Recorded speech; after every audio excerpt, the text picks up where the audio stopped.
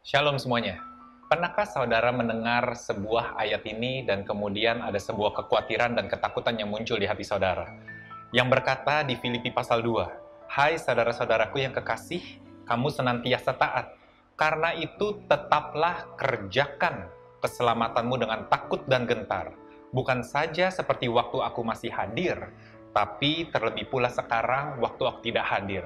Pernahkah saudara mendengar ayat ini dan kemudian berpikir bahwa jika saudara tidak mengerjakan keselamatan saudara, maka keselamatan saudara pun akan hilang?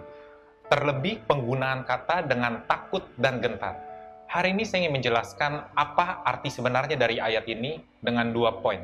Yang pertama, saya ingin menjelaskan konteks dari penulisan surat Paulus ini kepada orang Filipus.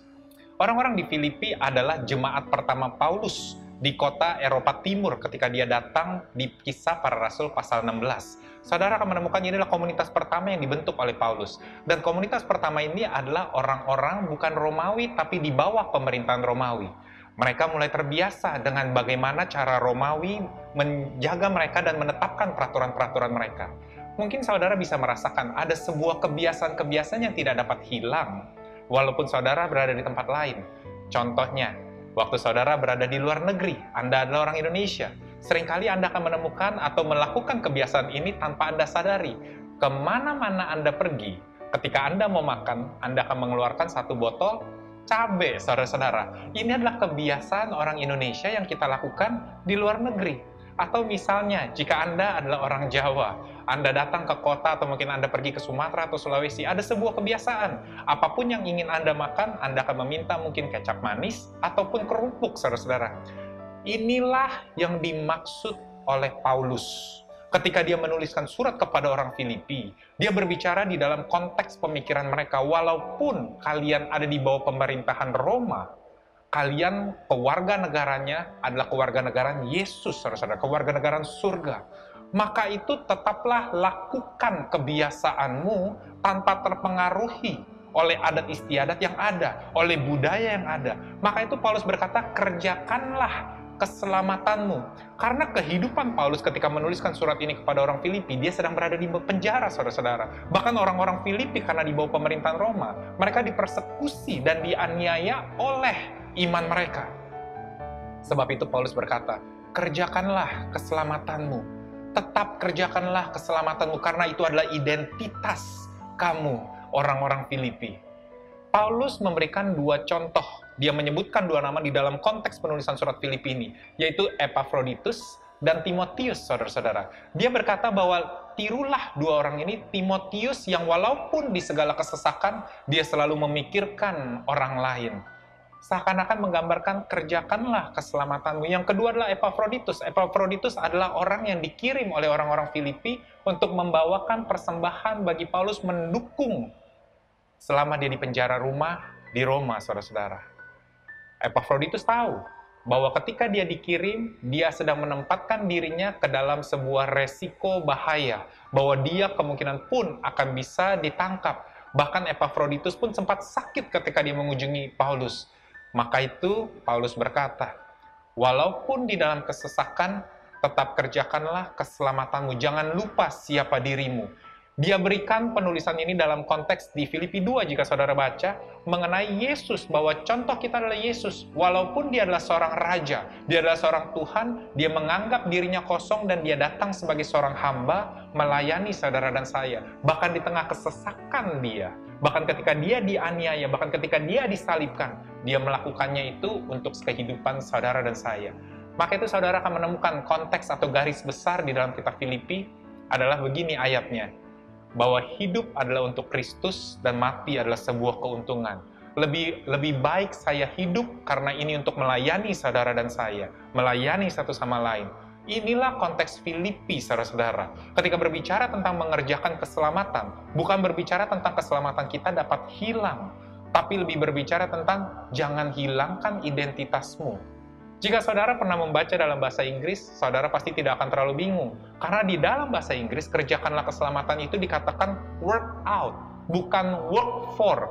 Kalau work for, itu artinya kita harus melakukan untuk mendapatkan. Kita melakukan untuk mendatangkan keselamatan kita. Tapi kalau work out, Itu artinya apa yang ada di dalam kita tunjukkan, saudara-saudara.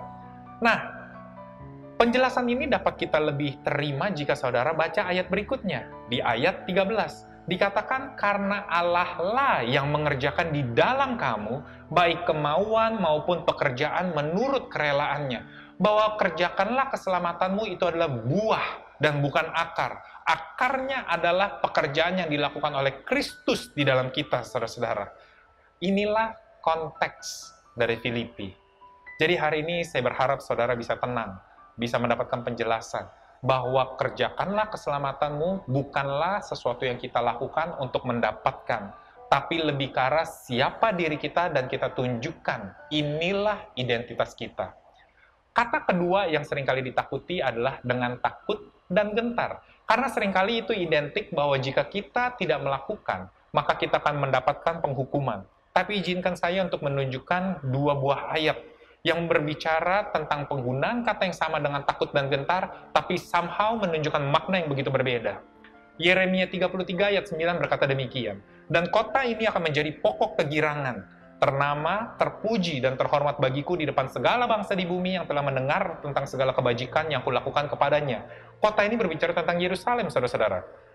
Lalu dikatakan berikutnya, mereka akan terkejut dan gemetar. Takut dan gemetar. Tapi saudara lihat alasannya. Karena segala kebajikan dan segala kesejahteraan yang kulakukan kepadanya.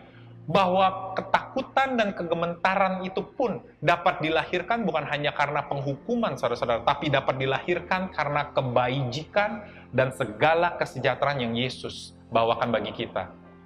Wow, bahwa kebaikan Dialah yang membuat kita berubah, saudara-saudara. His goodness is the one that will bring into repentance. Lalu ayat kedua adalah di Markus 5 ayat 33. Perempuan itu yang mengalami pendarahan selama 12 tahun, kemudian dia menjadi takut dan gemetar ketika dia telah mengalami kesembuhan, dan dia mengetahui apa yang telah terjadi atas dirinya. Lalu dia tampil dan tersungkur di depan Yesus, dan dengan tulus memberitahukan segala sesuatu kepadanya. Dia menjadi takut dan gemetar setelah dia tahu apa yang Yesus telah lakukan ke dalam dirinya, kesembuhan yang dia terima. Saudara-saudaraku, hari ini aku ingin berbicara bahwa ketika Alkitab ini berbicara tentang takut dan gentar, ini bukan berbicara mengenai penghukuman, tapi berbicara mengenai worship, penyembahan, bahwa kita melakukan ini dengan setulus hati bahwa inilah diri kita.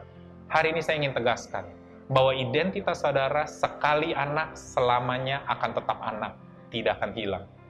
Terima kasih jika saudara sudah menonton video ini. Jika saudara memiliki pertanyaan atau komentar, saudara dapat mengirimkan ke email di slide berikut ini. See you!